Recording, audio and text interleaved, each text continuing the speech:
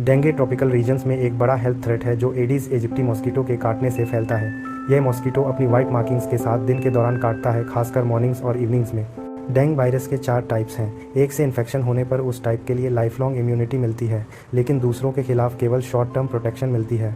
बाद में किसी दूसरे टाइप से इन्फेक्टेड होने पर सीवियर बीमारी का रिस्क बढ़ जाता है। साइकिल तब शुरू होता है जब एक मॉस्किटो किसी इन्फेक्टेड पर्सन को काटता है, फिर वायरस दूसरों में फैलाता है। डेंगू पर्सन टू पर्सन नहीं फैलता, मॉस्किटो ही की वेक्टर है। प्रिवेंशन इस बात पर डिपेंड करती है कि स्टेगनेंट वाटर को एलिमिनेट किया जाए जहां मॉस्किटोज ब्रीड करते हैं, जैसे टायर्स, पॉट्स और बॉटल कैप्स। ब्रीडिंग साइट्स को हटाने के लिए कम्युनिटी एक्शन आउटब्रेक्स को रोकने का सबसे इफेक्टिव तरीका है।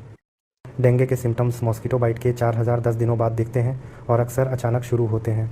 हाई फीवर, सीवियर हेडेक, खासकर आंखों के पीछे, जॉइंट और मसल पेन और रैश क्लासिक साइंस हैं। नोजिया, वॉमिटिंग और एक्सट्रीम फटीग भी कॉमन है। मोस्ट केसेस रिजॉल्व हो जाते हैं, लेकिन फीवर कम होने पर वार्निंग साइंस पर ध्यान दें। यह वह समय है जब सीवियर डेंगू डेवलप हो सकता है।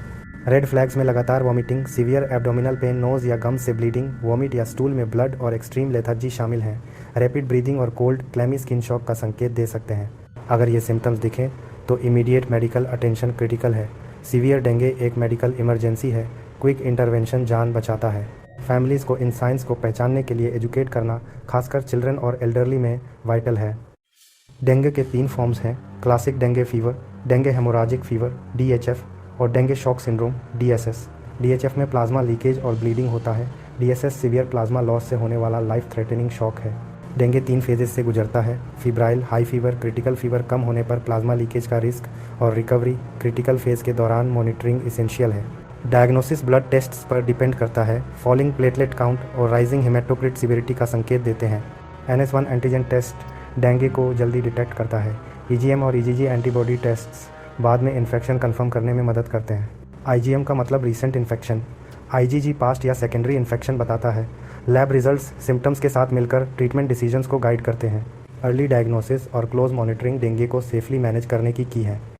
डेंगू का कोई स्पेसिफिक क्योर नहीं है, ट्रीटमेंट सपोर्टिव है। रेस्ट और प्लेंटी ऑफ फ्लूइड्स डिहाइड्रेशन और कॉम्प्लिकेशंस को रोकने के लिए क्रूशियल है। फीवर और पेन के लिए केवल पैरासीटामोल का उपयोग करें। आइबुप्रोफेन और एस्पिरिन जैसे NSAID से बचें जो ब्लीडिंग रिस्क बढ़ाते हैं। अगर वार्निंग साइंस डेवलप हों या हाई रिस्क पेशेंट्स के लिए हॉस्पिटलाइजेशन की ज़रूरत होती है, हॉस्पिटल्स में IV फ्लूइड्स और क्लोज मॉनिटरिंग सीवियर केसेस को मैनेज करने में मदद करते हैं। प्लेटलेट ट्रांसफ्यूजन्स केवल एक्टिव सीरियस ब्लीडिंग के लिए हैं, केवल लो काउंट्स के लिए नहीं। फोकस केयरफुल फ्लूइड मैनेजमेंट पर है ताकि शॉक को रोका जा सके। अर्ली रिकग्निशन और प्रॉपर केयरफुल रिकवरी का सबसे अच्छा चांस इंश्योर करते हैं।